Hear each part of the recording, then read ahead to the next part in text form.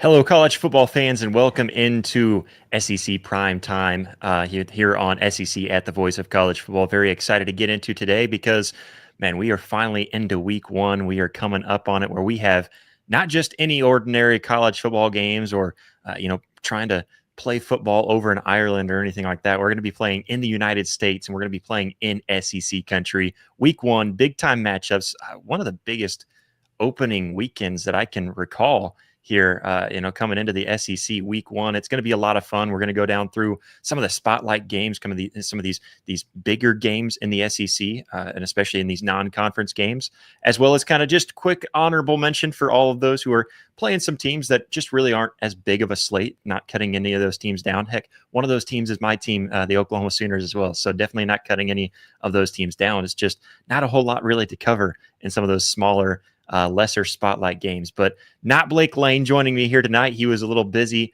and couldn't quite make it on tonight. And so Andrew steps in last minute. Thank you so much for joining, Andrew, and probably a regular co-host on the show as well. Yeah, looking forward to being a part of things here tonight. Yeah, kind of thrown on me last second, but I'm always jumping for the opportunity to jump in and talk about college football, talk about the SEC. Yeah, I was telling you before, I'm a Mississippi State guy, but more than the Bulldogs, I love the sport as a whole. So definitely looking forward to the opportunity to get to talk about the SEC. You're right. It is a massive opening weekend with a lot of really fun games. And I think we're all looking forward to it. Yeah, it's going to be a lot of fun. It's fun whenever you get these bigger kind of marquee games. Of course, I'd hate that one of them is against another marquee Big Ten team where it's going to be playing at noon, but 11 o'clock if you're in Central Standard Time. So, I'm not a big fan of those early kickoff games, but it's going to be exciting nonetheless. You look at all of these matchups. You've got matchups that are big matchups, and there's some that we're going to talk about too that could be down the road really big matchups that end up turning out that, hey, that game was a deciding factor for how their season ended up going, which is crazy to think. And then some of these, you'll see a lot of overreactions. For example, if LSU were to lose to Clemson, you'll see an overreaction, and then LSU could come out and win the SEC. So I mean, that's the kind of weekend that we've got here, Andrew, with some of these big time matchups. For sure. I mean, I know we'll get into it more later. Like you mentioned that LSU Clemson game. It is very funny that of all the years that if you were to justify LSU losing in week one, this one, it would be pretty justified. It wouldn't really be indicative of the team. But because of the way things have gone for that program the last few years and where that fan base is at with Brian Kelly in week one, if they lose, you're right. Overreactions are going to be the way to look at it. And, the Texas-Ohio State matchup, I mean, that we saw it in the playoff a year ago. Those are two of the teams expected to compete for a national title once again.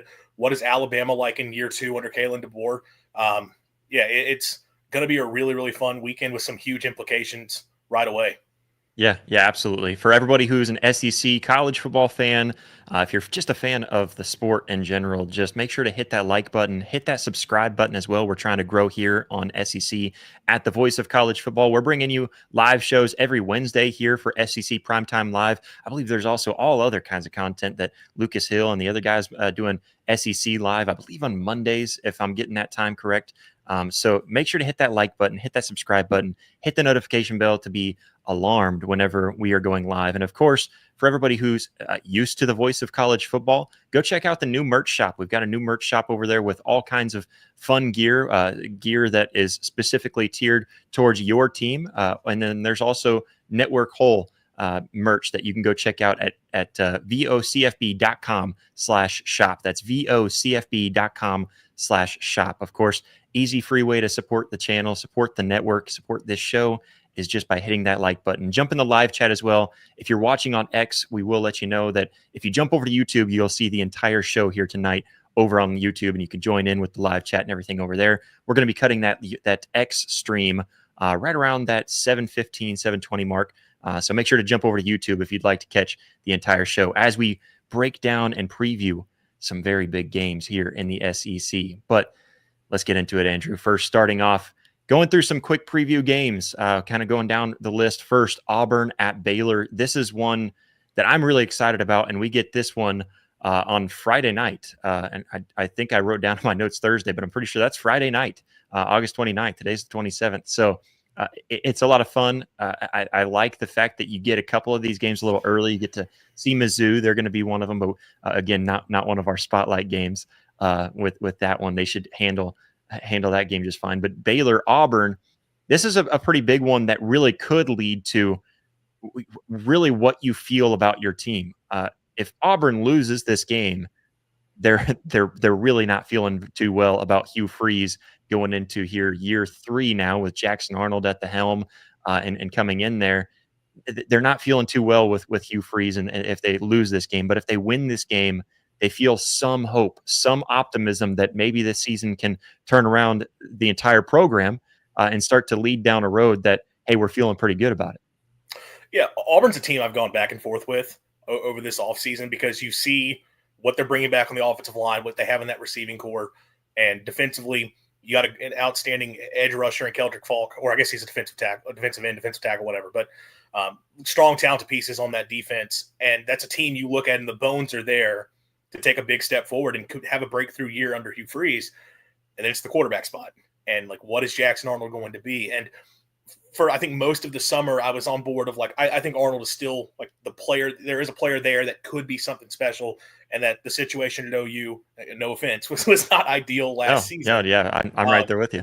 And it's like, okay, stepping in with Hugh Freeze, who I may have my opinions about Hugh Freeze from his past, but at the same time, we know the guy can call an offense, and you think that would be an ideal situation. Then we get everything we've heard all throughout camp with, we might have all 3 quarterbacks playing, and the clips coming out and some of that stuff, just like, man, what is this team actually going to be? And this is a big test right away. I mean, Baylor is expected to be a potential contender within the Big 12. That is a team with Sawyer Robertson back quarterback, one of the better quarterbacks I think in the country. A lot of key pieces back on offense and key pieces back on defense. And Dave Aranda calling that defense this year. What is that going to do for them in terms of improving there? I mean, that'll be a fun chess match to watch in this game. Hugh Freeze versus Dave Aranda as play callers. It is a big test for Auburn right away in week 1. And if they do want to take that step forward, you're right. This is a game where even though Baylor's a good opponent, they kind of need to be able to get off to a good start. So that it's going to be one of the more intriguing matchups of the weekend for sure. Yeah, well, and Baylor's a good opponent, but are they to the extent of some of what they've got to face in the SEC down the road? You talk about what Oklahoma could be. I'm still in that stage where I feel like they should be good, but you don't know. But you still go on the road to Norman. You don't have the magic, the curse within the stadium there in Jordan-Hare this year to save you. And then so you've got to go on the road to Norman. I know they have Georgia, they have Alabama on their schedule. So there's plenty games down the road that you look at and you say, okay, if we can't beat Baylor, I'm not really sure how this is going to turn out. This is the first meeting between these two teams in nearly 40 years. They played back, I believe, in 1978, 1976. I didn't put the year down, but it's been a while since these two teams have gone against each other. So it's kind of fun to kind of revive this little matchup between these two teams and kind of one of those, I don't know, maybe not so rare, but it's a fun matchup between the SEC and the Big 12, and especially with this revamped Big 12, and then of course somewhat revamped SEC. You really only added two programs, but the Big 12 is completely different. And so for Baylor on the other side, I think this is huge for them because you want to get going, you want to get rolling, and I think a win against Auburn can get you on the right foot into this season where, like you said, they're expected to be a contender in the Big 12. And with Dave Aranda, he's had too many downfalls throughout his tenure at Baylor so far where they expect him to get better. They expect him to save his job. He had a bad season a few years ago, came back with an 8-win season, still not to the standard that they want to get to, especially when that hole is open at the top of the Big 12 with Oklahoma gone. I suppose you could say Texas as well since they won the last one. But yeah, so I think you look at that, and Baylor really wants to get back there with that void at the top of the conference, and a win here can really get them off onto the right foot and get them going in the right direction. Yeah, for sure. Baylor was one of those teams you talk about when OU and Texas leave the league, that there was an expectation of them being able to be, I think, alongside TCU, kind of the ascendant programs that could really take that big step up, because it's like, well, it's a Texas school. They got a lot of money. And then it's actually funny. I was listening to College Football Inquirer today, and they were talking about Baylor and that they were not embracing NIL like right away over the past few years under Dave Aranda. And it hurt their ability to get talent in, and they think they've changed that now to where now there is that talent in place where they can take a step forward. Where is that talent, though, compared to an SEC program in Auburn, who we do know has – I know the recruiting class this year, there's a lot of questions about it, but the past few years, we've seen Freeze recruiting the way Hugh Freeze typically recruits, and building up that talent in Auburn. And I know this is kind of the year there – it's sort of the chips are all in, right, for Auburn, that at this point, it's Freeze's roster in place. You've built up along the defensive line, along really both lines of scrimmage. You've built up in the skill talent.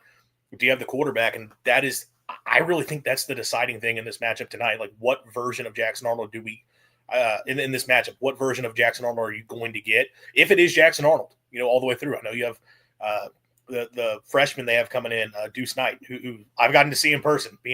I'm from the Mississippi Gulf Coast. He's from this area. I watched him terrorize my high school. The kid can play, so that'll be something to watch for sure. I think it really does come down to that quarterback duel between Sorrell Robertson and probably Jackson Arnold. Yeah, I think the quarterback duel is very interesting, and I think that's really what's going to lead into it. I think you can expect Auburn to try to get those big explosive plays, and trying to utilize their wide receiver. You've got Jackson Arnold, who, if you've seen Jackson Arnold in depth, again, going back to last season, I don't think that's indicative of who he is as a player. You do have to kind of rebuild him. I know I've heard Josh Pate say that. I've heard several others mention how you really have to rebuild Jackson Arnold and kind of rewire him. Some of the things that kind of get you and I questioning it is, how Hugh Freeze did it in this offseason, maybe telling his defensive coordinator to lighten up a little bit might not be the right way to do that and exude confidence in Jackson Arnold. But, I think if you know who Jackson Arnold is and what player he can be, he can deliver on those deep balls. And guess what? He does have a healthy and very deep, very talented wide receiver core. Probably one of the top three wide receiver cores in all of college football. And yes, we're talking about Auburn, who has not been doing too well in the last 2 or 3 years, and maybe even further back than that. But it's a team that Jackson Arnold's got a lot of weapons around him, and of course an offensive line that should be head and shoulders above what Oklahoma's offensive line was last year, with all of the injuries, all of the inexperience that they had to play with. So yeah, I think Jackson Arnold is going to help them probably in many ways if he can show up to be the player that he can be, to be able to deliver those big explosive explosive plays through the air and get the ball downfield and get them going on the right foot there on offense. And one thing to note too is that secondary, no matter how good Dave Aranda is on defense and his defensive schemes, it's going to be pretty hard to stop this Auburn offense if they're able to get those wide receivers going. Yeah, and I tend to think, especially in college football, I'll take the big-time receivers over an experienced secondary most of the time. Yeah. And there is a point to be had. How much of this is just a matter of playing point guard? And just, you've got some incredible skill talent. Get the ball to them on time and accurately. And Hugh Freeze is going to be able to scheme up some – you talk about explosive looks. He's capable of doing that.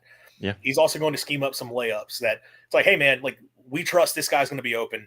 If he's not, then throw it away, throw a check down. But like, you should have it, just get it there on time. And obviously, Arnold did not get enough of those last year, and it probably did dock him some in terms of his confidence and where he's able to moving forward. But you feel like this is a situation at Auburn where, because of the talent he's got around him, I don't want to say life on easy mode at all, but it's a pretty ideal situation to be in with what he's got protecting him, the skill talent he has to throw to.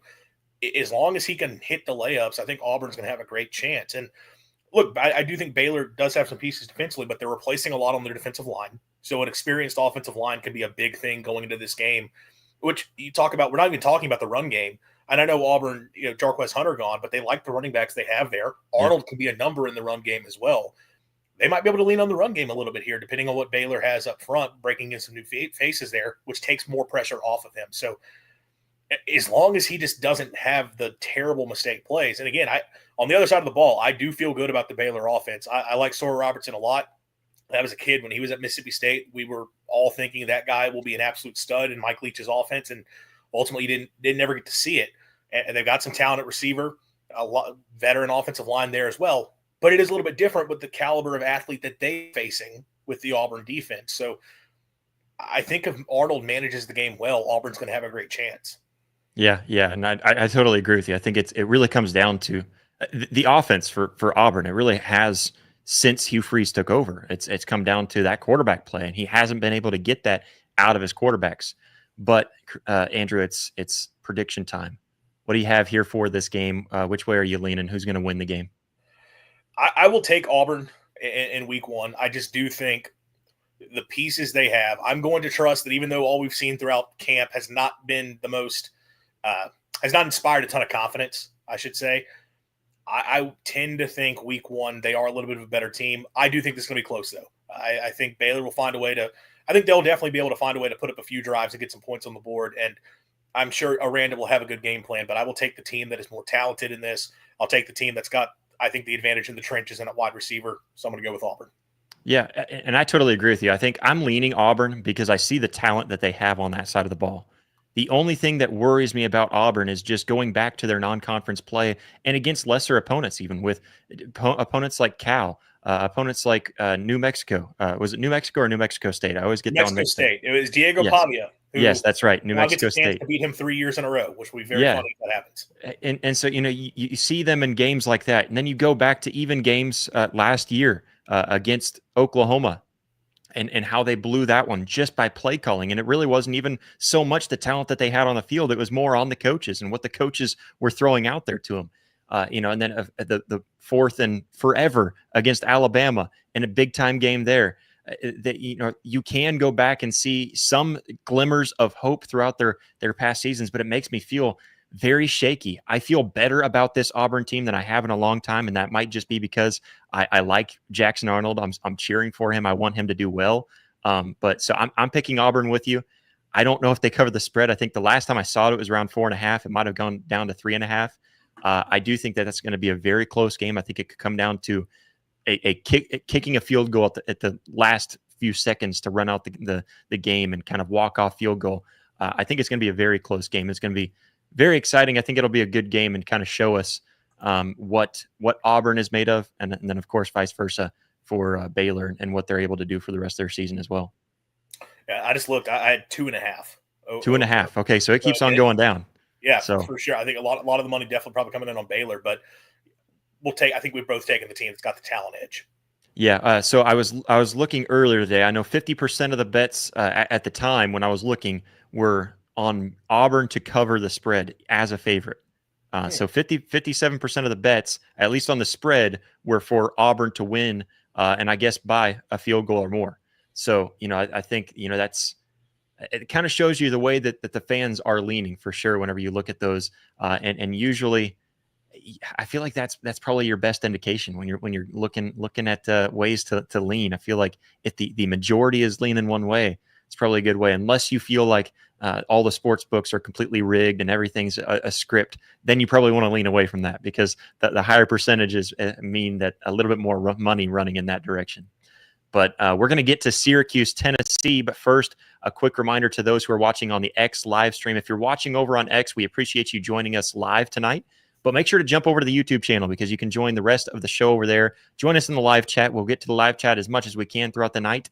And, of course, you can hit subscribe, hit that like button over on YouTube. But for those watching on X, we appreciate you. Jump over to YouTube to watch the rest of the show over there. All right, Andrew, we're going to get down to Syracuse, Tennessee. This is let's see, I think it's the Aflac kickoff. It used to be the Chick-fil-A kickoff, but the Aflac kickoff in Atlanta, Georgia. It's going to be a neutral site game, even though it's a little bit more neutral for one team than the other, but at least it's not Georgia playing there. I feel like they get that advantage a little bit more than many of us would like. But Syracuse, Tennessee, and the reason why I thought this was kind of a spotlight game to look at is because I think a lot of college football fans, if you don't pay attention to the sport and what's going on behind the scenes, specifically recruiting and what Fran Brown is doing there at Syracuse, you may not realize that this is kind of it's going to be a pretty good game. I think it's going to be a lot closer of a game than some might predict. I think it's going to be closer than the spread. If I had to take a bet right now, I'm probably picking that Syracuse plus 13.5. I think that's you look at Syracuse and what they've been able to build. They're stealing big-time recruits from big-time programs. Fran Brown has things going there, but this is going to be in Mercedes-Benz Stadium. Of course, that high-profile venue that SEC fans love to see. With both teams coming off, I believe both of them coming off 10-win seasons last year, because Syracuse did as well. That's another thing that college football fans may forget. But Syracuse coming off of a pretty good win, a pretty good season last year. And then, of course, Tennessee being a playoff season last year.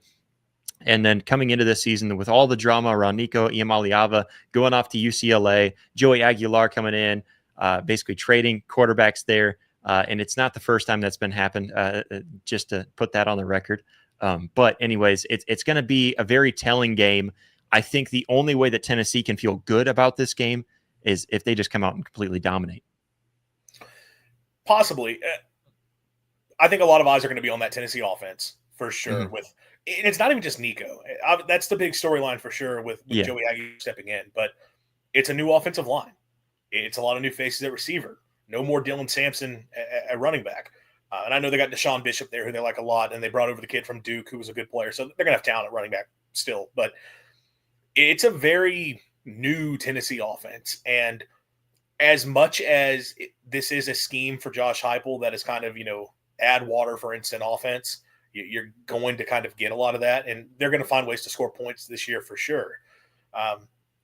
Breaking in a lot of new pieces is something to watch for. And I do wonder, you're right, Fran Brown has done a great job on the recruiting show at Syracuse, and year one was remarkably impressive. They're losing a ton on both sides of the ball, which does give me some pause about their chances here. But this will be an early test week one for Tennessee, just to kind of gauge, okay, are they at the moment, for a team that we know they have the talent advantage over, can they still step out and just, we can see the offense click and have a big game right away? Especially Aguilar getting it in the fall, right? He didn't go through spring in the system. Now, this is an offense that is kind of pretty straightforward for quarterbacks. They're not running a ton of concepts, so being able to pick things up pretty quickly is understandable.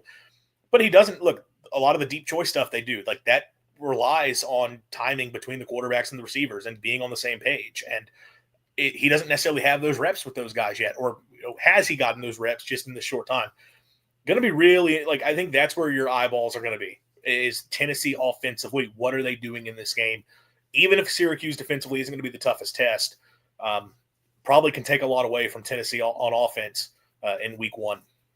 Yeah, and the thing that has me the most concerned about Tennessee, again, mentioning that wide receiver room and what they've got to do there, they've got a lot of young guys that are going to have to step up because of injuries that have happened throughout fall and spring, dating all the way back to spring football. And it seems like, as an Oklahoma fan, I know how this has gone. Last year, this is about the exact same narrative that was going on around Norman, with the injuries and, oh, don't worry, we're going to try to get it fixed here. We're going to get this guy right by week one, and it didn't happen. It's okay, he's going to be ready by week two, and it didn't happen. Okay, give us till week 5, and it still didn't happen. This is kind of what it feels like there in Knoxville right now for Tennessee. It feels like all of these injuries are kind of popping up. And, of course, even the offensive line, pretty new. You've got a few transfers in there with Wendell Moe Jr. from Arizona. You got Sam Pendleton from Notre Dame. I think with some new guys in there, again, Oklahoma dealt with that last season, so I'm very familiar with that, with how much cohesion has that offensive line. If you have to replace a majority of that offensive line, how much chemistry do they really have? So I am really questioning Tennessee, mainly, like you mentioned, I think Joey Aguilar is one piece of it, and that's the big storyline. But, with everything going on with injuries and with turnover, and seeing everything that they've got there, they have reloaded, but how well have they reloaded? And are they able to be deep enough, specifically with their wide receivers, to really do something and have those young wide receivers really step up in a big way? That's kind of the big thing for Tennessee that's got me concerned about Tennessee. Wide receiver is a big part of it for me. This is a system, and I know Tennessee fans will lose their mind if you talk about the pass happy, talk about they want to point out that they're going to run the ball and they're going to be physical and tough, and 100%. Run game is a huge part of it. In my understanding of this offense, and my team is running a version of it now, so I've taken the time to learn quite a bit about it. I think there's no more important position on the field for this offense than wide receiver. And it's not that you don't want to have a heavy emphasis on the run game. It's not that you don't want to have a guy at quarterback, but having those big play receivers who can stretch the field and that the defense cannot just say, we're just going to play man up and we'll be fine against you. Like, this offense really cannot click unless you have that.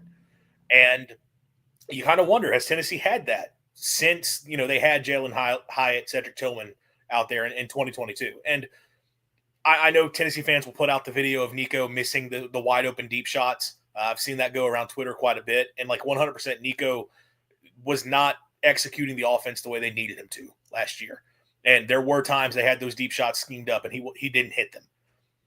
He also didn't have guys running free in the same way that like Hendon Hooker did a few seasons ago, because I don't think they have done a great job with the wide receiver talent getting it to where it needs to be. And this year you talk about going to some young guys. I mean, Mike Matthews and Braylon Staley are like the two big names that a lot of people are focused on. I know they have Chris Brazzell coming back, but he didn't really blow anybody away last season. Yeah, that kind of just plays into this. You do have a returning receiver, but last year he didn't make that big of an impact. Do they have these superstars at receiver that I think you need to have for this system to really click? Because if you don't, then you're going to get a situation where defenses, again, they're going to just play man. They're going to load up the box and say, okay, you don't have Dylan Sampson this year. Can we trust the running backs to just make plays on the ground and just make stuff happen there? And also, I mean, when you get those situations, having a quarterback that can run helps out a lot. I know Nico, through all his flaws, he did have the ability to run a little bit more than Joey Aguilar is not immobile, but he's not a guy that can run the way that Nico did. So that changes things. You're right. I got a lot of questions Tennessee offensively, and that the wide receiver position is a big part of it. Do they have the dudes this year? That's going to determine a lot of what they can do. Yeah, and you look at on the other side for Syracuse. You look back at Ricky Collins. He's a redshirt sophomore. He's got a strong arm, but the thing that impresses me the most is how he can extend plays. I think he's going to be able to really stretch out Tennessee quite a bit. Angeli's at quarterback. What was that? Steve Angeli's the quarterback, the Notre Dame transfer. Oh, did he? And okay, I guess I totally missed that whenever I was looking down the depth chart. So I'm pretty sure Collins got named the starter in spring, and then they brought in Angeli and named him starter. Okay, I guess I totally missed that, and I'm just going off of what I know about Syracuse. So I'm glad you brought that up. But hey, if he beats out Ricky Collins in the practices, then he's probably capable of doing very similar things. But one thing that I know Syracuse's offense loves to do is really spreading out that defense as much as they can. Very similar to what Tennessee does. They spread out your defense, try to spread them out. They'll hurt you with the run, get you cheating up, and then they like to go for those big pass plays. And for Syracuse too, one thing that Fran Brown is not scared to do is throw tricky things at you, going for it on fourth down when you're not expecting, maybe even faking a punt, faking the field goal. There's a lot of things with Fran Brown, what he's willing to do against Tennessee. I think it'll go to show. And there's a different type of culture around Syracuse right now that they expect to go in there and win this game. So I think this is kind of one of those games that you look at and you have to take a look at it and step back and look at everything going into this game and have to realize that Syracuse is an opponent that Tennessee has to take very seriously and not take them lightly. They do for sure. Now, I will say, we talk about the Tennessee offense. Mm-hmm. Tennessee's defense is going to be really good once again. They are. And obviously losing James Pierce hurts, and we'll see what happens with Jamal McCoy. I think he's going to play. Like that's a big deal if you have him on the back end. But Joseph at defensive end is still a good time playmaker. They've got a bunch of defensive linemen who played a lot of snaps last year back. Good at the linebacker, some experienced pieces in the secondary. And again, if McCoy plays, you're talking about one of the top corners in the country. That defense should be good enough to lead them to some wins against this year. And we do talk about that Syracuse offense. You're right. They want to spread you out and throw it around. They're losing a lot. Their top pass catchers from last year are gone. Their top running back gone. Changing over the quarterback. So I think it's a brand new offensive line as well. So a lot of new pieces. I do wonder. The known commodity here is the Tennessee defense. I think Syracuse, both sides of the ball, you have questions. Tennessee offensively, you definitely have big questions. We know Tennessee is going to play good defense. And I do think that's a big thing for them in this matchup. If I'm just going to put my faith in one unit, it's the Tennessee defense. And that does give me some – I don't know if they're covered the spread. You're right, 13.5. It is a bigger number. But I would put faith in the Tennessee defense to be able to make enough stops in this game to really limit Syracuse, even if their own offense isn't clicking on all cylinders. Yeah, it could definitely lead into being a defensive game for sure, just because I'm I lean towards Tennessee's defense, but I also look at offense, and I know that it's not going to be able to do a whole lot. So definitely could be a lower scoring game. I think Tennessee comes away with the win. Personally, that's I guess I'll throw out my prediction. I think Tennessee comes out with the win. I do think it's going to be closer than some would expect. I'm expecting this to maybe be between 5 to 8 points, maybe. I think Tennessee could win by a touchdown. I just don't know if it'll be by a full touchdown or not. Yeah, I'm also taking the Vols. I don't. I'm not fully set one way or the other on spread. I could see them winning convincingly. I believe in Fran Brown. It's just I know Syracuse. That's the type of program when they lose what they're losing off the roster, it could be a kind of a big reset. That said, though, you're right. Good coaching staff there in place, and they've done a good job with improving the talent. They're not just going to fall off a cliff, I don't think. But yeah, I think Tennessee, if nothing else for what I just talked about, having the sure thing and that we know they're going to play good defense. And look, I mean, yeah, it's in Atlanta. There's going to be a lot of orange for both teams, but it's mostly going to be Tennessee orange. I think they get the home field edge as well. So I'll take the Vols in week 1. Yeah, and if Tennessee can come away with this one winning, and covering that spread, I feel much better about Tennessee going forward. If that's the case, I just think with all the injuries, that's the main concern for me. But yeah, I like it. I think Tennessee so far. I think we're leaning SEC on both of these picks so far. But let's move it on to SEC Alabama. bias, right? Yeah, no SEC bias at all. I know we're an SEC show here, but no SEC bias. But let's move on to Alabama, Florida State. Alabama going down to Tallahassee, the new renovated stadium that I guess I just haven't really paid attention to the stadium in so long that it didn't really look a whole lot different to me. But again, that's probably because I just didn't look at a before and after picture. Anyways, it's going to be a fun atmosphere down there. I anticipate Florida State fans showing up and showing out for their team in high anticipation with a lot of high hopes for this season, as they probably had a historic turnaround with the same coaching regime to go from an undefeated season to turning it around and barely winning any games at all. It was just a total shocking season from Florida State last year to turn around and only win, was it 2 or 3 games last year? And they were 2-10, which 2 and as a 10. Mississippi State fan, I appreciate that Florida State went 2-10 because it took some heat off the Bulldogs. Yeah. Yeah. I mean, it's just, again, just a historic turnaround in the total opposite way in which you would want. And so no doubt Mike Norvell is on a warm seat. I don't know how hot that seat really is because he is lighting it up in the recruiting trail.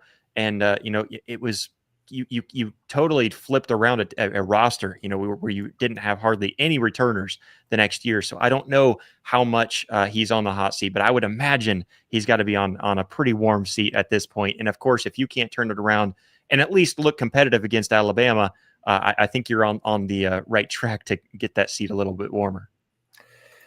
It's a hot seat situation for sure. Now, the problem is buyout. Yeah. I cannot wrap my brain around the contracts that have been getting handed out to coaches in recent years and why they're so hell-bent on locking these coaches in as long as they do. And look, Norvell obviously had a great 2-year run at FSU, building that thing back up, but they're a very portal-heavy team, and when you play that style, it tends to lead to some very up and down results. And like last year, portal roulette came back to bite them, and it really just completely fell apart.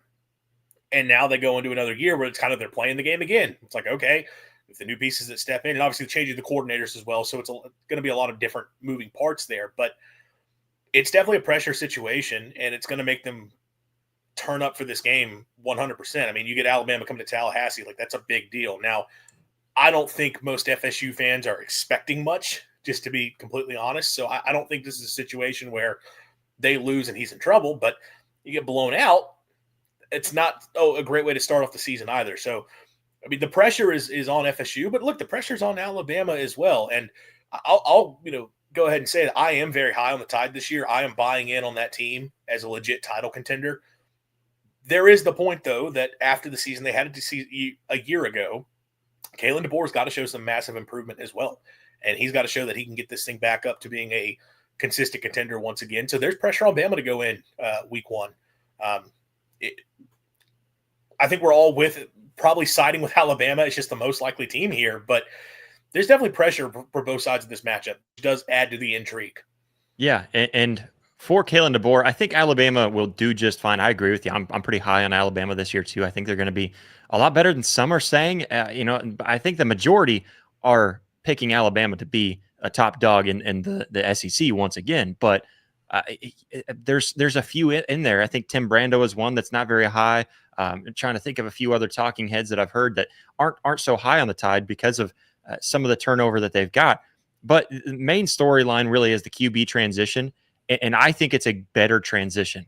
Of course, we don't know much about Ty Simpson, so I don't want to paint him out to be the way that some may have painted out Arch Manning to be so far this offseason. But I do look at Ty Simpson, and I know what we have seen from him, and it just feels like he fits what Kalen DeBoer needs way more than what Jalen Milroe was able to provide. Jalen Milroe was an amazing athlete. He was not an amazing quarterback at that position, and specifically in that scheme. He did some things very well. It just wasn't going through your reads and finding guys. It wasn't sitting down in the pocket and calming down and allowing the defense to leave open zones or open gaps between man coverage.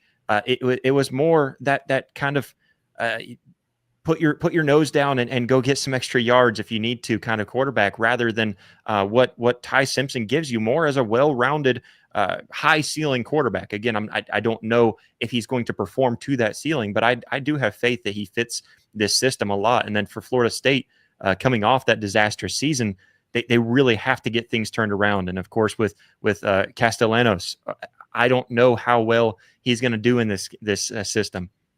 I've got a lot of question marks there. Of course, bringing in Tony White from Nebraska, great defensive coordinator, and had that black shirt defense really feeling like the old glory days of what Nebraska could be last year. And then, of course, Gus Malzahn coming on board, coming over there to Florida State to run the offense. You've got some things that you look at with Florida State that you feel good about. I just don't know if I feel good about them hanging in there and really competing very well with the Tide this year. Yeah, going back to what you were talking about with Ty Simpson, I agree. I think he is a more natural pocket passer, which is what I think DeBoer and Ryan Grubb want to be able to lean on. And I know people have raised the question a lot. Well, if Ty Simpson was such a good fit for the offense, like why was he not the quarterback already? Or if he was going to be better, why was he not the quarterback? And I do think that's one of those narratives that gets very much overblown. They're kind of the same thing's happening with Arch Manning and Quinn Ewers. Like, if Arch is good, why was Quinn playing? And it's kind of two ends of the extreme. Whereas I think with not to turn this into talking about Texas right now. Well, I know we're going to get that later, but I think that was a situation where the known commodity of what Quinn could be operating that Sarkisian offense, Sark did not want to just turn it over to a freshman, no matter how talented. I know what I have with Quinn. I know he can execute. I'm going to lean there. I think it's kind of the other extreme with Milroe, where it's like, man, yeah, can this guy make some terrible mistakes? Yes. He is also a threat to score a touchdown every single time he touches the football. And like, it's kind of impossible as a coach to not let that guy be on the field every single snap. So I understand why they didn't make a change at QB, why they still rolled with Jalen Milroe despite his flaws as a passer, despite the inconsistencies and just the lack of fit within that system. It was kind of like, okay, we're just going to roll with this guy because he has a chance to do something spectacular every single play. We're just going to hope it works out. And we saw against Georgia and LSU, great moments. Against Oklahoma, not so much. And I do think, no, because we talked about Auburn earlier, and just like Jackson Arnold's in a situation where it's like, hey, hit the layups, right? And just be a game manager, and you can probably have some success because of what you have at receiver, what you have at offensive line. Same deal with Alabama. I mean, Ryan Williams, Jeremy Broussard at running back, at receiver. Like, that's a really good group to be throwing to. They also have Colby Young coming in from Miami. Like one of the better receiving corps in the country. Parker Brailsford up front, Landon Proctor up front. Like, that offensive line going to be really good. Like, I trust you've got protection. I trust you've got receivers to get it to, and I trust you've got a coaching staff that can scheme those guys open. And you're right, Tony White, very good DC with that 3-3-5. They're going to try to create a lot of disruption and confusion and just changing where the pass rushers are coming from, changing the angles and the coverage looks. Like, it can mess with you. But at the same time, I think if they can just get Ty Simpson to be a be a point guard, as I talked about earlier with Arnold, and just be a distributor, get the ball to Ryan Williams, let him do good things. I think they're going to be able to have a lot of success. Now, they are going to have to run it a little bit better than they did a year ago. And I know no Jam Miller in this game, could impact things a little bit. Because that was kind of a storyline for them last year, was that outside of Milroe scrambling or just designed runs for Milroe, the run game was not what you expected it to be. I know, though, that's been a big emphasis for them this season or off season, is trying to improve that, because they're going to have to with obviously a quarterback that is not as big of a run threat, although he can move some of what I've watched of him. Yeah. I do tend to think, though, kind of like you were talking about, he is put in a situation where he can be very successful. I think Simpson is a good option for them. It could just be more of a steady hand. I think Alabama offensively is going to be really good. And FSU, again, relying on a lot of transfers on that defense to step in week one. I'll go with Bama's offense to have the edge. Although I do know a lot of the attention is going to be the other side of the ball. And we do have the comment here about FSU keeps it close just because Gus Malzahn lives to be a thorn in Alabama's side. We have that Gus Malzahn offense going up against an Alabama defense. And obviously it's not a Saban defense, so it's not quite the same as what we've seen. But Malzahn and what he wants to do, it feels like they've loaded up. You talked about Castellanos. If nothing else, the guy can run. And if you give Malzahn a quarterback who can run, he can find ways to make things happen. I don't think he's an incredible OC, but that's kind of the one thing he has going for him is smoke and mirrors quarterback run game. And they've got some intriguing receivers stepping in. I'm high on Bama's defense as well, but it will be interesting to see how they handle that Malzahn offense in week one. Yeah. I'm pretty interested. I guess prediction time. What do you got here for this game? Alabama going to Tallahassee. I will let you know, as far as the majority, 65% on Alabama to cover 14 plus. I won't make a pick cover-wise, but I mean, I think Bama wins. There's just too big of a talent edge right now. I think there's probably a coaching edge as well. I do want to say, with Tim Keenan down for Alabama at defensive tackle, that does impact things potentially a little bit there in terms of handling that Gus offense. But I think Bama can probably – I just trust Bama to put more points on the board, and I also trust their defense as a whole to get more stops. Alabama's going to get the win here and start off the season the right way. Yeah, I'm not trying to keep the SEC bias going, but I'm going to pick Alabama. I do trust their defense a lot, regardless of how good Malzahn might be able to get Alabama here and there in the past. I have a lot of faith in Alabama. I think they're going to cause turnovers. I think they're going to come in there with understanding what this program expects from them, what this brand means for them. It's a big time brand matchup. It's going to be a really fun game to watch. I personally think that Alabama comes in here and rolls right over the Seminoles. I don't know if I've got enough answers from what you saw a season ago to be able to tell me that Florida State's going to be a better team and that they're going to be able to be competitive with a team that I think is going to be much better than they were last year in the Crimson Tide. So I'm right there with you, picking the Crimson Tide. I guess so far all of the SEC teams are the ones we're picking.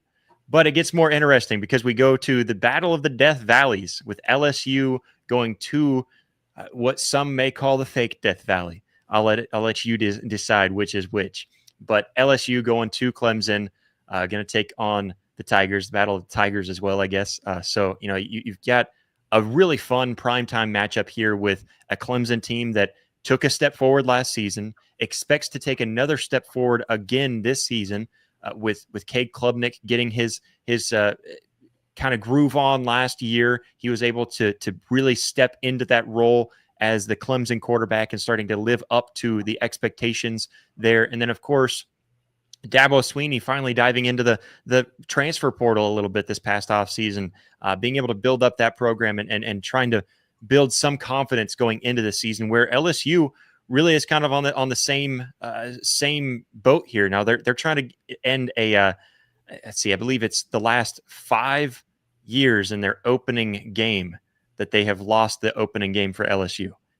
So it's not a great record for them going into week one, but they've got a lot of expectations, high expectations, bringing in guys like Nick Anderson from Oklahoma. I haven't heard his health and what he's expected there, but if he's healthy, Oklahoma fans know what he's capable of. I think Texas fans could tell you the same thing.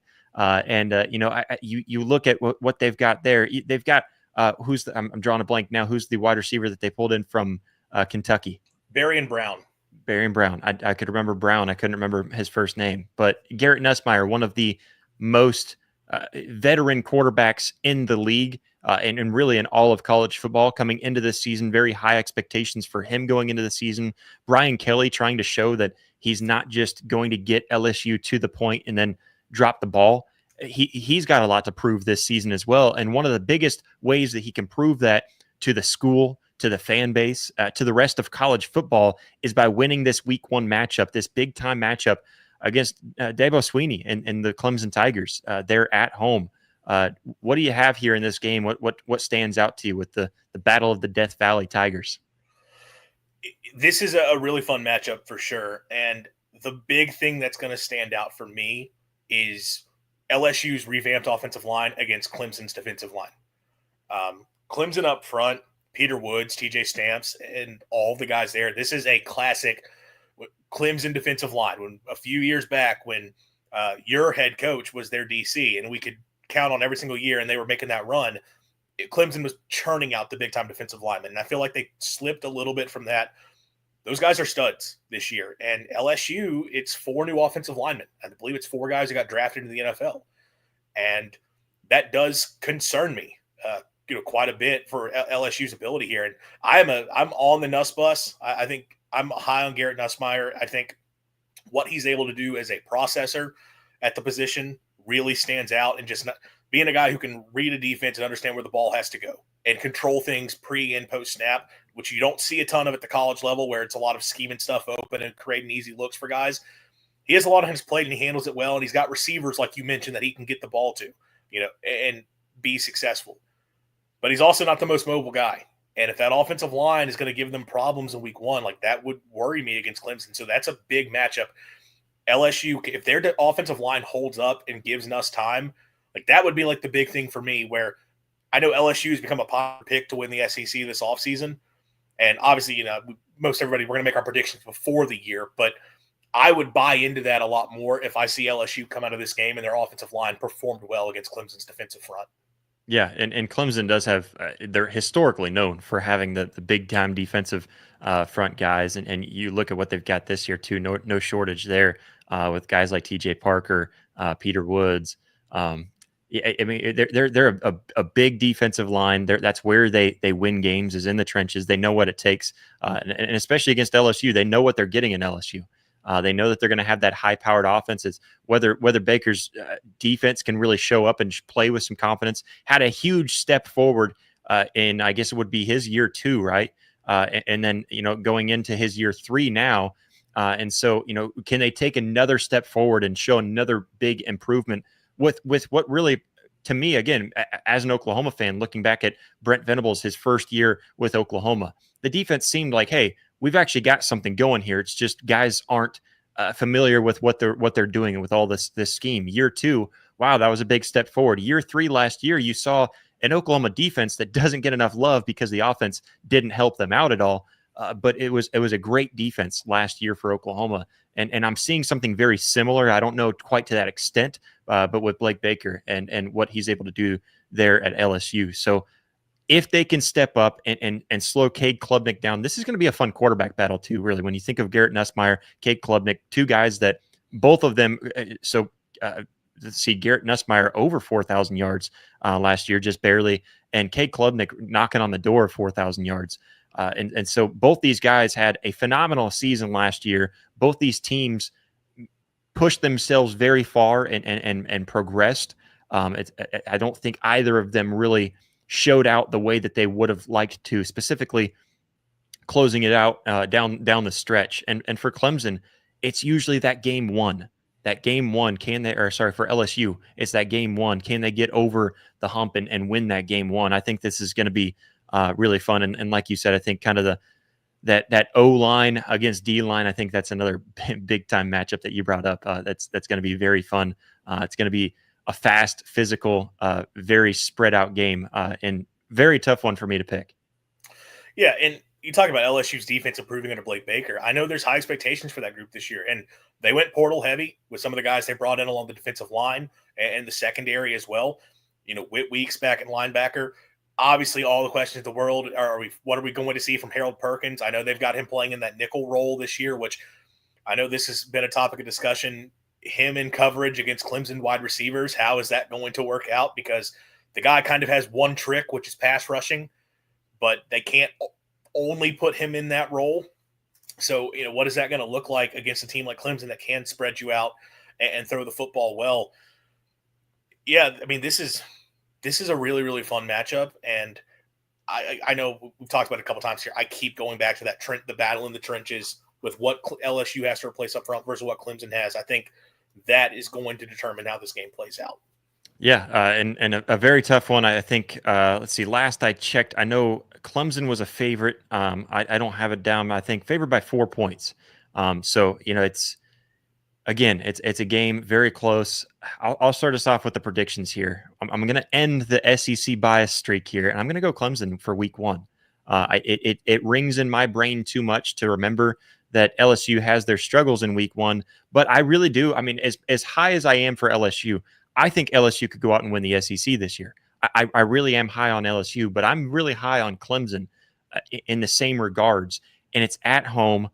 They've got so much to prove. They lost to an SEC team to end the season last year. They want to turn that around, get themselves started on the right track for this upcoming season, where I think they can really make a big jump forward. And with Cade Klubnik and the weapons around him, I think they're able to kind of expose that LSU defense just enough to where they come down the stretch. And I think it's going to be, again, another one of those tight games down to the last drive. And I think Clemson comes away with it in one of those games that you're going to remember throughout the season. And Clemson's going to kind of have a little bit of a coming out party and expressing and showing how good they have become here now going into the 2025 season. So I'm going to take Clemson, very close one. LSU might cover the spread, but I think it's going to be a very close game. Clemson comes out on top very late in the game. I'm right there with you. And it's the thing I've talked about repeatedly. I do think Week 1 of the season, LSU breaking in a new offensive line, even for all the confidence I have in Nuss, if there is a quarterback that I would trust to find a way to make it happen through the passing game without great pass protection up in front of him, despite not being able to run much, it is Nussmeier, especially with the receivers they have. But I just think that's going to be a little bit too much for LSU to deal with, especially playing on the road. And even on the other side of the ball, I do think LSU's defense, while it should be improved, it's a lot of transfers who have to step in and perform well. And Clemson, with as veteran as they are offensively, this should be one of their better offensive lines they've had. Veteran quarterback, veteran group of receivers. I'm going to take the more experienced team in Week 1 of the season playing at home. So, yeah, I've got Clemson as well. I like it. Finally breaking that SEC streak a little bit. But all right, let's go into the last one. We'll try to speed through this one a little bit quicker just for time's sake. We've got Virginia Tech at South Carolina on a Sunday slate. So we've got a Sunday game to watch, and it's not NFL. I think this is a kind of an underrated matchup here with Virginia Tech. Obviously, they haven't really done as well as what Pry has won, what Brent Pry wants there. And he really wants to turn things around here in year 4, I believe, for him there down at Virginia Tech. He's 16-21 overall, finishing with a 6-7 season last year, including that bowl loss, and really kind of getting blown out there. So this is where Virginia Tech really wants to get things turning around, in a big time matchup, an ACC SEC matchup here in Week 1. South Carolina with Shane Beamer wanting to improve from that 9-3 season a year ago, where they were right on the verge, knocking on the doorstep of making it to the college football playoff. Can they get themselves a little bit further, and can they notch themselves into the college football playoff this year after only winning 9 games last year? That 10th win in the SEC is going to get you in. You're bound determined to get in there if that's the case. So overall, I'm looking at this game. I'll go ahead and start off with my prediction. I think South Carolina wins, but I'm curious to see how much they can win and how good Lenora Sellers comes out the gates and showcasing his Heisman candidacy. I think it's safe to say that he's one of the top runners for that this year. So I think South Carolina wins. I'm curious to see how much of a fit Virginia Tech gives them, specifically, how much their offense can kind of expose the South Carolina defense. Yeah, Virginia Tech's offense will be interesting because you have Kyron Drones at quarterback, but everybody else is kind of new. It's like transfers across the board at every other spot. And how well does that come together against the South Carolina team that, look, also has quite a few transfers stepping in as well. But I think we trust the known commodities they have a little bit more. Um, and then, you look at South Carolina defensively, they're losing a lot. And I do think they probably take a little bit of a step back, but still got Dylan Stewart off the edge. And I know they Yeah. still got a few defensive linemen that they feel pretty good about as well.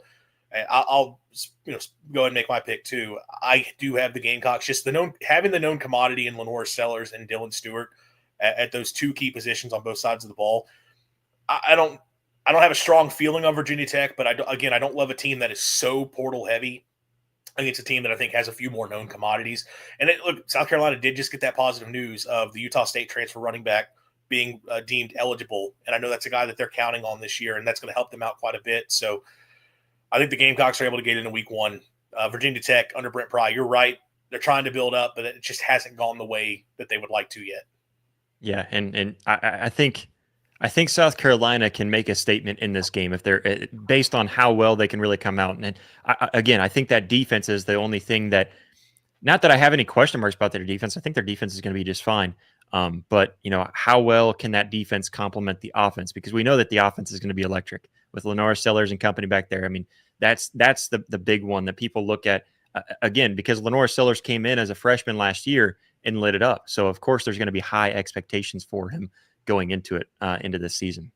But let's go ahead and jump in. We're going to go down to some honorable mentions real quick, and I'm just going to kind of read through this list real quick, just to kind of go through the rest of the SEC teams that we didn't get to.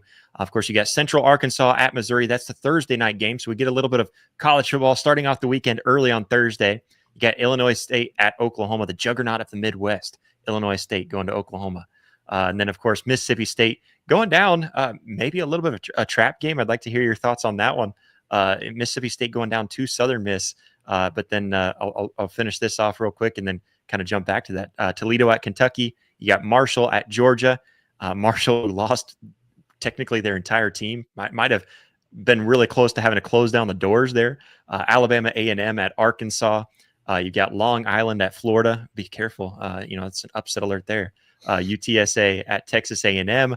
Charleston Southern at Vanderbilt. And then Georgia State at Ole Miss. But first, I want to jump back to that Mississippi State Southern Miss. Because I know Blake and I were talking about this game maybe a couple weeks ago. Does this feel like maybe a little bit of a trap game for Mississippi State going down to Southern Miss? I don't know if trap game is the right way to describe it when it's a season opener. And look, how much does program messaging matter? I don't know. But they have been very adamant about it's week one in Hattiesburg. So if I'm going to take them at their word, they're not overlooking the Golden Eagles. And you talked about that Marshall team. Obviously, a big reason why there's so much turnover is because of Charles Huff going to Southern Miss and bringing a lot of key contributors with him. Braylon Braxton at quarterback, very good player. Josh Monnan at corner is a guy that Mississippi State wanted. And that's a guy that was going to have power conference opportunities coming out of the portal, and he chose to follow his coach and go to Hattiesburg. They're going to be a much improved team for sure. I think they've got some good skill talent on both the offense and defense. Trenches are very much a question for them, just what I've looked at. And obviously we just did preview stuff over on our channel, so I've been looking into the Golden Eagles quite a bit. And look, for Mississippi State, definitely they need to come out and really make a statement from where the program was a year ago, and they have to take this game seriously. You cannot go down to Hattiesburg and just assume that you're going to be able to roll.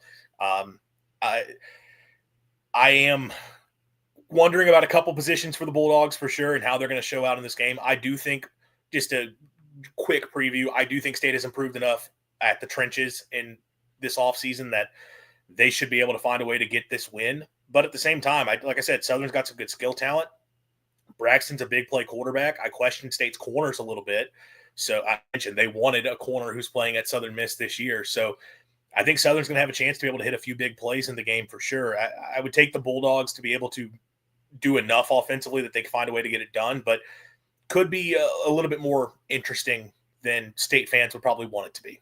Yeah. I'm interested to see that game. I guess maybe trap isn't the right definition for it, but it is one of those games I think could easily overlook. But again, being an in-state opponent, I just don't think Mississippi State is going to overlook them because it's too close to home. You know what they're all about.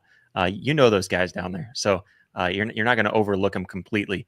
But I agree with you. I think it could be a closer game than fans would want. But I'm interested. I want Jeff Lebby to succeed there. I like Jeff Lebby a lot. I was upset that he left Oklahoma, but I understand. And I'm interested to see what he ends up doing throughout the rest of those games. Real quick on the honorable mention list, is there any of them that you think kind of stand out to you that as games that you're excited for or curious about? I mean, I know a lot of the attention does go to the Toledo Kentucky game just for similar reasons to Southern Miss, Mississippi State. That you have two teams that were towards the bottom of the SEC. That obviously Mississippi State saw Toledo firsthand last year, Yeah, and the way that matchup went. Um, I do think that is somewhat interesting to see. And look, you have a lot of quarterbacks debuting, right? yeah. With Georgia, and I don't know why I'm blanking on his name right now. Gunnar Stockton. Gunnar Stockton. You have Austin Simmons and Ole Miss Yeah, stepping in. So some of those games are going to be. You talked about the Mizzou game and Bo Perbula, which I yeah. guess they're playing both QBs in that game. Sam Horn as well. So you have a lot of questions at these new faces in the SEC that I think there's a lot of hype around a lot of these guys. This is their first chance to make a good impression. So what are we going to see out of them, even though they're playing opponents that you think they should be able to handle? Yeah, I may get roasted too if I don't throw in John Mateer starting there at Oklahoma. So, yeah, it Totally is. fair, There's yeah. plenty of first starts for their team at least. Because obviously some of those not their first time stepping out on the field.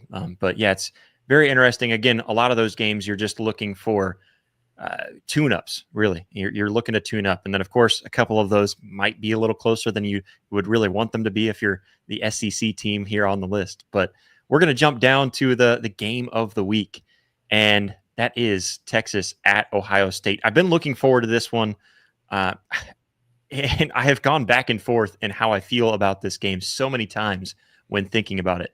I think this is a game that you just don't know much about either of these teams with how much turnover both of them had, but you also know that both of them have gone through this in the past. Texas more recently has gone through this with where they've lost a lot of key players and had to turn it around and do something special. And they've done that in this offseason. They've added where they have lost players. But that's a question mark, especially that offensive line for Texas, how well they're able to come back, especially against a defensive line in Ohio State that is very familiar with one another and with this Texas team. And then, of course, for both teams, new quarterbacks. We talked about that just a moment ago. You're going to have Arch Manning. You're going to have Julian Sayin. It's going to be in the Horseshoe, which keep it quiet and don't tell people that may live in my home. But Ohio State, to me, underwhelming environment. That's my opinion. So you can talk about the historic venue itself. Underwhelming environment. I've been there for big time games. I've been there for games that are at least big enough. Like Ohio State, Iowa went there, I think last season or the season before, whatever the last time that they played Iowa in the Horseshoe, and that was one that I was disappointed in how quiet the stadium gets at big moments. They were close in that game all the way up till close to halftime, and it just was underwhelming. So that's one thing. Can Ohio State beef it up and get a little bit louder? Also, going back to the playoff last year, I know they whooped Tennessee. Hats off to them for that, and they were dominant in the playoffs, absolutely dominant. And whooped Texas really. Not really, but it kind of came down to that Sawyer scoop and score to go down there and seal the deal there. But they ended up really dominating their way through, dominating Oregon, dominating Tennessee, and beating Texas the way that they did in an exciting fashion, the way that they did, and then going on to win it all over a very good Notre Dame team. Ohio State is just, you look at what their stadium did against Tennessee, though. That's the kind of things that I mean is just underwhelming. And so can they show up and understand that Texas fans are all over the nation? I don't know why, but their brand is so huge that you just see them everywhere. And so, I'm interested to see how electric that atmosphere can be, and especially in a big time week one matchup at noon of all times too. But I think it's going to be a very fun game. You've got a number 1 against number 3 rematch from the playoffs just a season ago. How do you feel about this game going into it? Like you, I don't have a strong feeling. I think it's really tough to. I mean, right? Both teams are really replacing their entire offensive lines, right? I think it's 4 starters gone for both teams. Now, Ohio State, they were so injured last year up front. They have more guys back who played than Texas did, so that could help them. But defensive line. Ohio State's defensive line is basically brand new. And Texas, I know they got a lot of transfers along the interior, but if nothing else, Trey Moore and Simmons, they know they've got a great pass rushing duo. So Yeah. what are they able to do against a new kind of a new Ohio State offensive line and then Julian Sayin at quarterback? How does Texas handle Jeremiah Smith? Like, is Muhammad going to be able to be the guy that can play him one-on-one and take care of business there? There's a lot of key matchups here. And it's tough to get an edge either way. And I don't know that I have a strong feeling.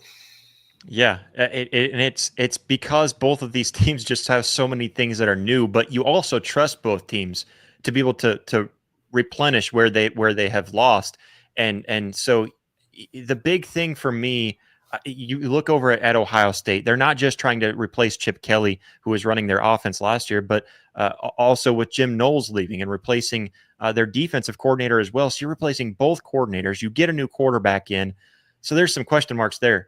Texas, I believe, lost 13 guys to the draft. It's a lot. And then, of course, you also add in the factor that Texas wants to win because some of these guys, they were there. Many of these guys remember that game a season ago, so they want that revenge. And being able to do it in Ohio State's home stadium would be even sweeter. So I think you look at it again. It's a very tough look at it. I think for Ohio State, for me, the way I think they can win, obviously it's at home. And again, like I said, I think their stadium their environment is underwhelming. The stadium is amazing. Not talking down to Ohio State or their stadium at all, but the environment is underwhelming at times. But it's still an environment that wins them a lot of games. 37-3 in Ryan Day's tenure there at home. His big game record is off the charts. I believe he's 6-0 outright against the spread in big games. That's a stat that I looked up earlier today. And then, looking at what they did last season against Texas, they know that they can beat this Texas team.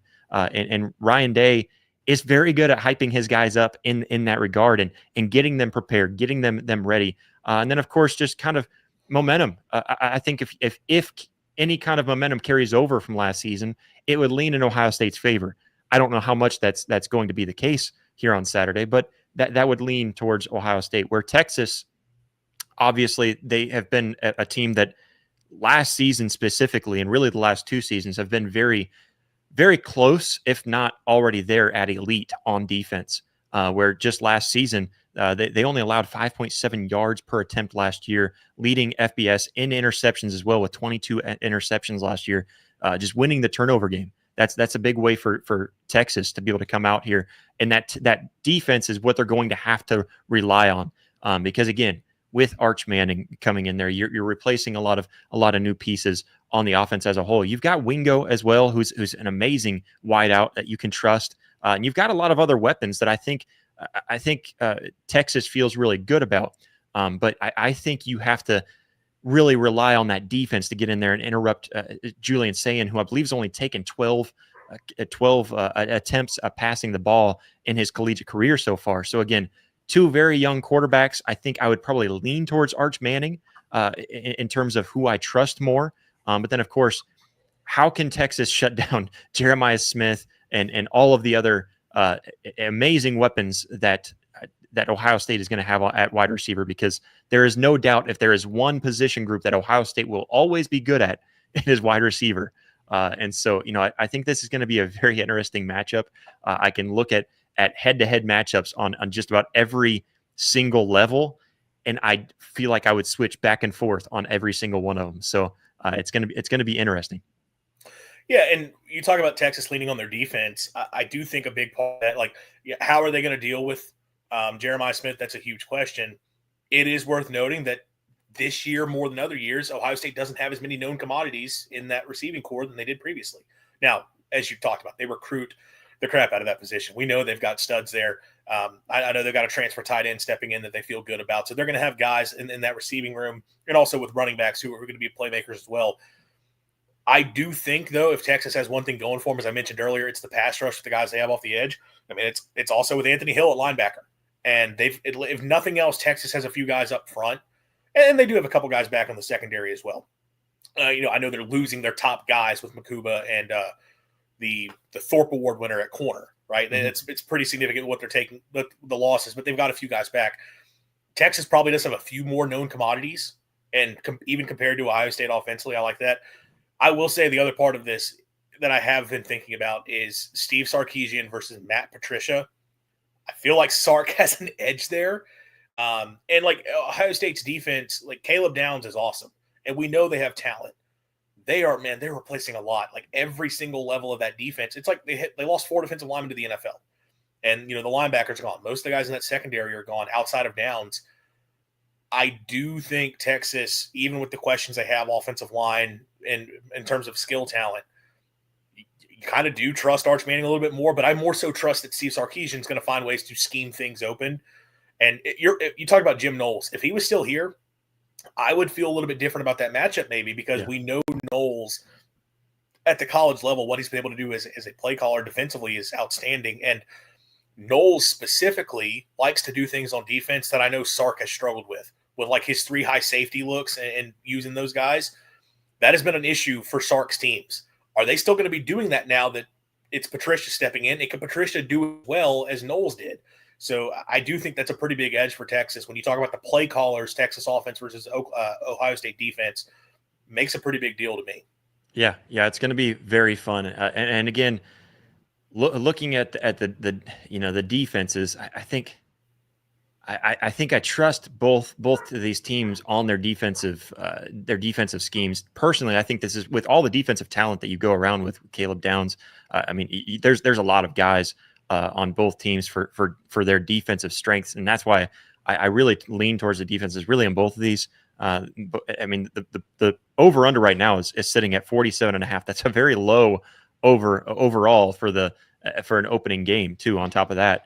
And so I think Vegas leans the same way I do, that I just think this is going to be a very low scoring game. And right now, the last I saw too is that the spread is at 1.5. So it's basically just a pick 'em. Which team do you think can win the game? It's very split. And so again, I like looking at the betting odds to kind of take a look at how fans are feeling about these games and how much each has gone back and forth. So the betting splits 54% on Texas, 46 on Ohio State. Again, pretty dead center on almost half and half. And so it's very split. I think a lot of people are high on Texas. And I don't know why so many people, I feel like I've heard a lot more higher on Texas than Ohio State. I don't know if it's because of Arch Manning. I don't know if it's because Ohio State's replacing both offensive and defensive coordinators and all the production from last season. But there's both of these teams have a lot going for them in this game. Again, a lot riding on this game, although it doesn't mean the world. Really, in today's college football, losing a non-conference game is not the end of the world. You can turn around and win your conference, and you're locked into the college football playoff. So losing this game for either team doesn't mean it's the end of the world. Now, if you go down and you lose this game by double digits, you're feeling a little bit more down about your team for either team. And I think even more so maybe Ohio State. Just because you lost at home. You can't let Texas come in here and take week 1 over you. I think I am leaning towards Ohio State in this game. I'm leaning towards Ohio State just because I think that with that home field advantage, I suppose you could take that into effect. But I think week 1, they're used to coming out. I believe they played week 1 against Notre Dame a few seasons ago as well. I might be wrong on that. That might not have been a week 1 matchup. I don't think it was a week 1 game. Okay, just early season. But I think back to Ohio State and how they perform early in the season, and they perform really well. Texas has performed really well too, and maybe even above their weight level in some sense. You go back a couple of seasons when Texas took on Alabama, played them very close the first time around, ended up beating the second time around in Tuscaloosa. So Texas does play pretty well. I lean towards how well Ohio State's going to be able to come out of the gate, and they do take it very, very easy compared to other teams in the offseason as well. I think their offseason preparation is a lot of walkthroughs, a lot of take it easy, come out with a lot of stamina and be well rested for that week 1 matchup. I'm leaning Ohio State, and I again, it's a coin flip. I go back and forth on this pick. nonstop. I'm sure I'll go over to the other side again, and it's not because I'm against Texas. It's not because of the rivalry. I really could care less who wins this game. But I'm leaning just slightly towards Ohio State, and I like the spread being at 1.5. I feel like this could come down to a last possession game, maybe going to overtime. It's going to be a lot of fun, and it's two top teams for a very good reason. Yeah, it is such an interesting game, and I found myself not feeling as good about Texas as a lot of people have, just with all the questions. But at the same time, I find myself not feeling as good about Ohio State as like you typically would for a defending champ when there is so Yeah, much turnover. And like I think my initial reaction looking at this game was because Texas was the team I was first diving into is okay, Texas going on the road to open up the season. I don't love that for them with all the hype around Arch. I don't love that for them right away. But then I start looking into Ohio State. It's like, well, I weirdly think even with Jeremiah Smith and Caleb Downs, I almost feel like Texas, there's a few more known solid commodities. And I think when you talk about, for me, it's Texas's defense against the Ohio State offense. Ohio State's offense right now, outside of Jeremiah Smith, I don't really know what they have. And I yeah, feel like Texas has, even for his, that's a big guy, one piece to have. If you're going to have one guy, you'll take Jeremiah Smith. I think with what Texas is going to be able to have from a pass rush standpoint and having a couple veteran guys on the back end, even with the pieces they lost, I think they can limit that Ohio State offense. And I talked about it earlier. I'm going to take Steve Sarkisian against Matt Patricia right now, which I feel like we're dunking on Patricia when the guy was a successful NFL defensive coordinator for a long time, but he also hasn't been that good in a long time. And I would probably feel differently if Jim Knowles was there. But right now I'm going to take Sark in that matchup. It's not even a quarter like taking Arch. It's taking Sarkisian. yeah. So I will take Texas to find a way to put a few more points on the board. It's going to be, I do think it's probably a little more low scoring, but I'll Yeah. take Texas to get the win. Yeah, I agree. Low scoring game, very fun. It's going to be a fun atmosphere no matter what, and it may even amp up a little bit in that atmosphere, being such a huge game, week one. There's a lot going into this, and so it's going to be a very fun game. We're going to get into our prediction segment of getting into some bets, also an upset alert of the week. But before we do, a quick word from Mark Rogers here at Voice of College Football. College football is even more exciting when you've got some action on the line, and the games are even better when you're cashing in. And the Voice of College Football is the place to be to get the greatest value. Start with my picks. 75% against the money line, 58% against the spread, and I've got a 40-plus year track record. 11-0 in the college football playoff for me last year against the money line, 8-3 against the spread. And I'm just the warm-up act. Steve Merrill of Wager Talk is our ace in the hole, show stopper. 7 years with the Voice of College Football, over 30 years in the industry. Steve gives us analysis on all the big games, but you can't miss Steve's weekly under-the-radar pick. 28-12 against the spread the last 3 years. You also get picks from some of our top analysts here at the Voice of College Football, including Corey Bratta, Matt Zemek, and Steve Dace. Check out those numbers. Become a YouTube or Patreon member for just $99 per month. Go to the main channel on YouTube, click join, and then select a betting tier. Do the same thing on Patreon. Make 2025 a winner now. All right, let's get into it. First, let's start off with our upset pick of the week. Going through all of the SEC slate, we just mentioned a lot of games that could be upsets, and I will really kind of take this as any team that is projected to lose based on Vegas's odds. And so I'll let you go through with whatever you want. If you want to go for big upsets, you go for it. And I want to hear from everybody else as well. If you're watching this, comment down below in the comment section what your upset of the week here is in this SEC slate. But Andrew, I'm going to let you go first. You have an upset that you're looking through that you feel, man, this could be that game that scares me, and I'm picking a little bit of an upset. Well, if we're saying off of any odds, I mean, I did just pick Texas to win and Ohio State's favorite, so I guess I'll go that way. I don't feel great about any single one this going into this weekend. I mean, look, I did pick Auburn earlier, but Baylor could easily win that game for sure. I know that the easy pickings is like Mississippi State or Kentucky in week one. I can't do that to my Bulldogs. Kentucky, I actually don't know if I'm fully bought in that Toledo, even though I saw Toledo destroy my team last year. I don't know that Toledo is 100% going down there and getting that win. So I don't. It may be cheating a little bit, based off the odds, I will just take Texas as the upset pick for the week 1. Yeah, I like it. I'm looking at the SEC teams that I think, and I know I picked this team to win earlier, but I'm looking and I keep on going back and forth with how I feel about this game. I know I picked Auburn to win, but that's the one that I look at that I think is big because we already talked about it too. I think with Auburn, you've just got to be on alert because of what kind of lies ahead for Auburn if they lose to Baylor there in that week 1 matchup. And so I think you've got to be careful if you're Auburn going to Baylor that you have to be able to lock that game down. Losing that game is detrimental. Winning that game doesn't really mean a whole lot for you in terms of what it could mean for the rest of your season, but you do feel better about the rest of your season. I think losing that game, though, losing to Baylor, like I mentioned a moment ago at the beginning when we were talking about this Auburn matchup, is that you know that Baylor is not as good as some of the competition down the road. So that being said, you feel very, very insecure about your chances for the rest of the season if Auburn loses that game. I am leaning towards Auburn, like I mentioned a moment ago, and whenever I picked them to win, but that's really my big upset alert for the week. Things will turn ugly really quick on the Plains if they lose that game. Yeah. I am prepared to see all of the overreaction from that game, and I don't even know if I can call it an overreaction because I think I'd be right there with you. But all right, Andrew, let's go to best bets. I'll start us off here with our best bets. I went through and it's just SEC related bets and going through. I know you said you're not much of a betting man. I like to look at the betting odds. I like to look through there. I like looking at the odds. For sure.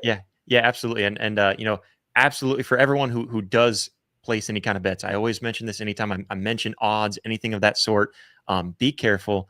Only bet what you can afford, and be smart with it. The way that I play betting, if I'm sports betting, is I play it like a game that I want to win.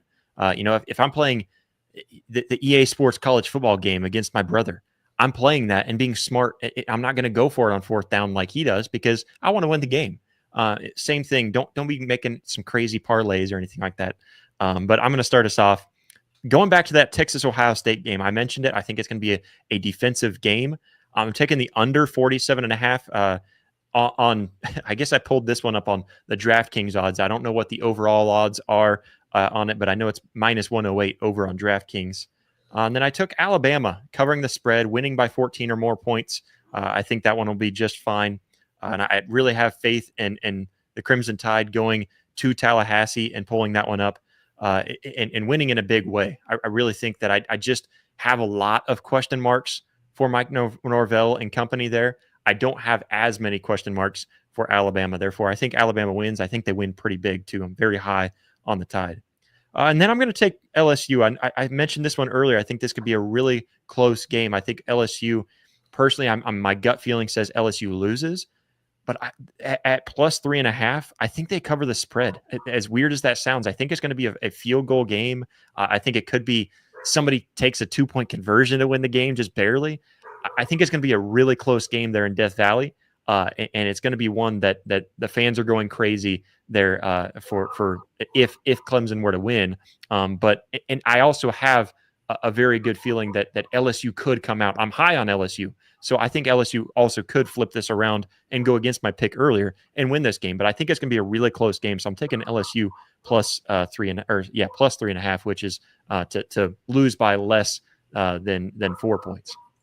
Well, unfortunately for Reese in the comments, who said he wants to parlay our picks, he's not going to be able to because I'm going to go the opposite side of that game. I'll take Clemson to cover, and I don't feel strongly about it. Like I talked about in the preview, I do think it'll be a competitive game, but I do just feel a little bit better about Clemson in week 1 playing at home. You're right. This thing could easily be a field goal game or less, but I will take Clemson to cover that 3.5 number. So I guess that throws off Reese's parlay, unfortunately for him. But elsewhere, just because it's my team and I feel like I have a decent gauge, I'm going to take the over in Mississippi State Southern Miss on DraftKings. That's over 61.5. I think Mississippi State is going to should be able to do what they want to offensively in this game because of the advantage up front. And that should help them out quite a bit. But I also mentioned that Southern Miss, I do like some of the playmakers they have at receiver, Braylon Braxton at quarterback. they could hit a few big plays and get some points on the board as well. And these are two teams that both want to push tempo. Southern offensively is probably going to be running very similar type scheme to what Mississippi State is. And obviously, the Levy offense, how much you want to push tempo. A lot of possessions, could be some big plays. I'll take that over 61.5 and think it could be a little bit more of a high-scoring game. Then I'll take an under. Tennessee-Syracuse, we talked about it earlier, under 50.5. I just think with all that Syracuse is losing offensively, I do not trust them in week 1 against a pretty veteran Tennessee defense to be able to get much of anything going. And we talked about Tennessee's questions offensively, all that they have to replace. There is always the threat that, again, offense go burr and they get things to go click right away and they cover the number by themselves, as they did with the NC State game last year. But I do think Tennessee has so many new pieces that it may not be the immediate big numbers that you typically would see. So I'll take that under 50.5 for Syracuse, Tennessee. Yeah, I like that. And the over on your Mississippi State game is a really good one, because I could see that one coming out to, 42-38 kind of game or something. I feel like that could be really high scoring. But and then even just Jeff Levy's offense alone, I think they could score 50 points right there by themselves too. So and if they can exploit that Southern Miss defense as well. So I guess, Reese, first, don't be throwing your whole mortgage. That was totally against what I started this whole segment off with. That's one of my friends in the comments, so he's having fun.